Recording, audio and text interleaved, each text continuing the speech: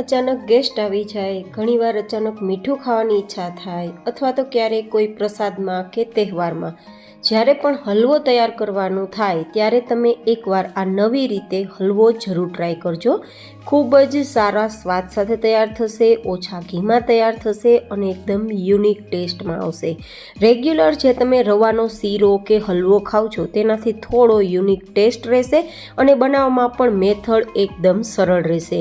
અને માત્ર 2 ચમચી જેટલા ઓછા ઘીમાં મોંમાં જતાં જ સડસડાટ ગળે ઉતરી જાય તેવો રસીલો આપણે આજે હલવો તૈયાર કરીશું. તો ચલો મારી સાથે. જેમના માટે આપણે મેજરિંગ કપ અથવા ઘરમાં રહેલી વાટકીને માપ માટે સેટ કરી પછી બધું જ માપ તેનાથી લેવું. તો હું ઘરમાં રહેલી વાટકીના માપથી 1 વાટકી જેટલો રવો લઉં છું. અહીંયા તમે રવો અથવા સૂજી જે મળે તે લઈ શકો છો. સાથે આપણે 1 વાટકી કે 1 કપ જેટલું દૂધ ઉમેરીશું. દૂધ અહીંયા રૂમ ટેમ્પરેચર પર છે. હવે આપણા આ મિશ્રણને 5 થી 10 મિનિટ માટે સાઈડમાં રાખી દઈશું જેથી આપણા રવાનો દાણો સરસ ફૂલી જાય.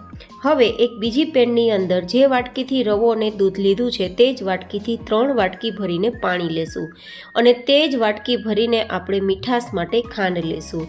તમે અહીંયા મિશ્રીનો પાવડર પણ ઉમેરી શકો છો. આ રીતે આપણે મેજરમેન્ટ રાખી અને પછી આપણો આ હલવો તૈયાર કરીશું તો ખૂબ જ ટેસ્ટી બનશે. હવે આ પેનને સાઈડમાં રાખી દઈશું અને સારી ફ્લેવર માટે 7-8 એલચીના દાણા અને 1 જાયફળનો 8મો ટુકડો લઈ આ રીતે ખાંડીને તેનો અધકચરો પાવડર તૈયાર કરી લેશું. વધારે ફાઇન પાવડરની જરૂર નથી. આટલું અધકચરું વટાઈ જાય પછી આપણે જે કડાઈમાં ખાંડ અને પાણી છે ને તેમાં જ ઉમેરી દઈશું જેથી આપણી ખાંડ ઓગળશે ત્યાં સુધીમાં આ જાયફળ અને એલચીનો પાવડર પણ આ પાણી સાથે એકદમ ડાયલ્યુટ થઈને મિક્સ થઈ જશે. તો હવે અહીંયા આપણે માત્ર ને માત્ર ખાંડ ઓગળે અને એકાદ ઉફાણ આપણા પાણીમાં આવે ત્યાં સુધી જ ગેસ ફ્લેમ પર આ આપણી પેનને રાખવાની છે. તો આપણે આ રીતે ચલાવીશું થોડી વાર માટે અને મીડિયમ ગેસની ફ્લેમ પર આ રીતે ખાંડને ઓગાળીશું.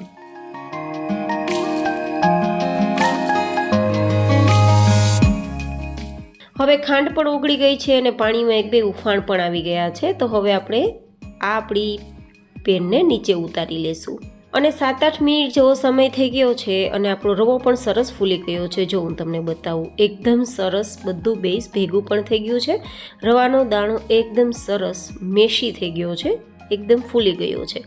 એકવાર આ યુનિક રીતે તમે હલવો બનાવવાની ટ્રાય કરજો. જે રીતે આપણે શીરો કે હલવો કે રવો ઘરે તૈયાર કરીએ છીએ ને તેનાથી રીત અલગ રહેશે અને સ્વાદ પણ થોડો અલગ રહેશે અને ઘી એકદમ ઓછું જોશે.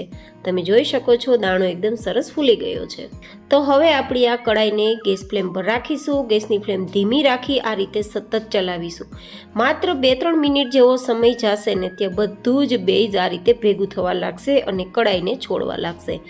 એક વાતનું ખાસ ધ્યાન રાખવાનું કે ગેસની ફ્લેમ ધીમી જ રાખવાની છે, નહીં તો આ બેઝ બધું જ ભેગું તો નહીં થાય પણ એકદમ ગાંઠાવાળું થઈને તળિયામાં બેસી જશે.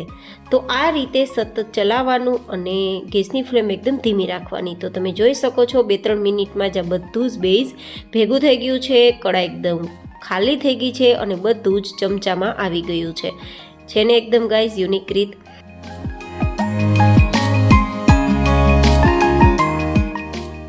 હવે આપણે 2 ચમચી જેટલું ઘી ઉમેરીશું. મારું ઘી જામેલું છે તો ઓગળતા થોડું વધારે ક્વોન્ટિટીમાં તમને દેખાશે. તમે અહીંયા માત્ર 1 ચમચી ઘીમાં પણ આ વેરાયટી તૈયાર કરી શકો છો. અહીંયા આપણે વધારે ઘી ઉપયોગમાં લેવાની જરૂર નહીં રહે.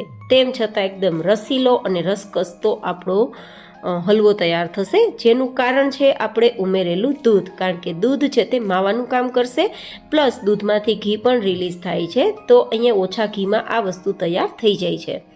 તો હવે આ રીતે આપણે સતત ચલાવીશું જ્યાં સુધી આપણું આ બેઝ છે બધું જ છૂટું પડવા ના લાગે. જેમ જેમ આપણે હવે ધીમા ગેસની ફ્લેમ પર ચલાવતા જશું ને તેમ બધું જ આપણું મિશ્રણ છૂટું પડવા લાગશે.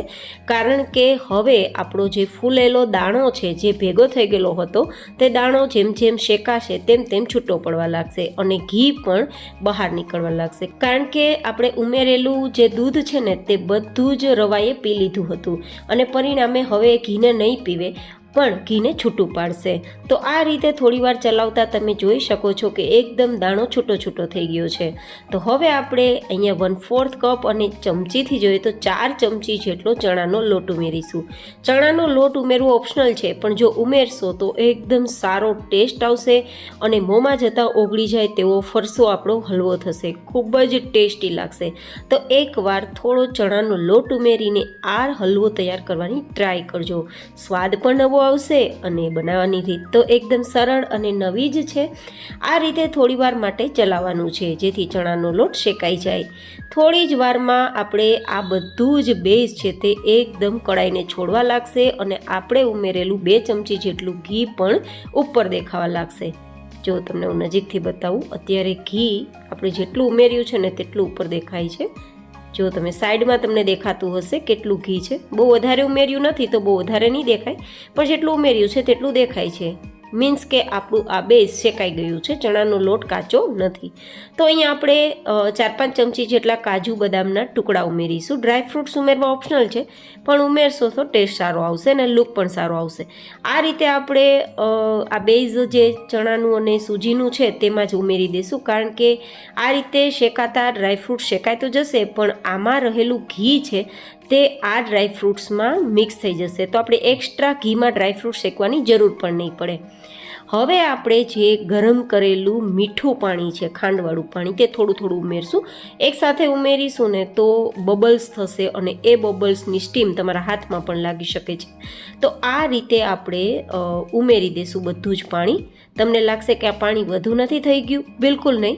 આ પાણી માત્ર 1.5-2 મિનિટમાં જ બધું જ શોષાઈ જશે અને 1.5-2 મિનિટમાં તમે જોશો ને તો આ બધું જ કડાઈમાં મિક્સ થઈને ફરવા લાગશે. પાણી તો ક્યાં જતું રહ્યું તમને ખબર પણ નહીં પડે. જો હું તમને ફાસ્ટ ફોરવર્ડમાં બતાવું છું જેથી વિડીયો લાંબો પણ ના થઈ જાય અને તમને સમજ પણ આવે કે કઈ રીતે પાણી છે તે બધું જ હલવાએ શોષી લીધું છે.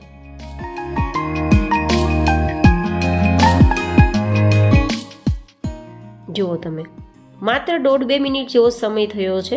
કલર પણ બદલવા લાગ્યો છે અને બધું જ કડાઈમાંથી છૂટું પડવા લાગ્યું છે. પણ આ હલવો હજુ તૈયાર નથી થયો, કારણ કે હલવો હજી ચમચામાં ચીપકે છે. જ્યાં સુધી આપણા ચમચામાંથી હલવો છૂટો ના પડે ત્યાં સુધી આપણે ચલાવવાનું છે. હવે થોડી વાર બાદ તમે જુઓ, હલવો છે તે ચમચો પણ છોડવા લાગ્યું છે. મતલબ હવે આપણા ચમચામાં પણ હલવો ચીપકતો નથી.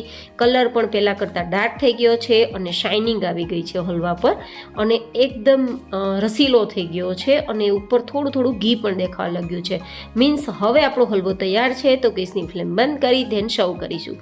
તો કેવું લાગ્યો તમને નવી રીતે અને નવા ટેસ્ટમાં મારો આજનો આ હલવો?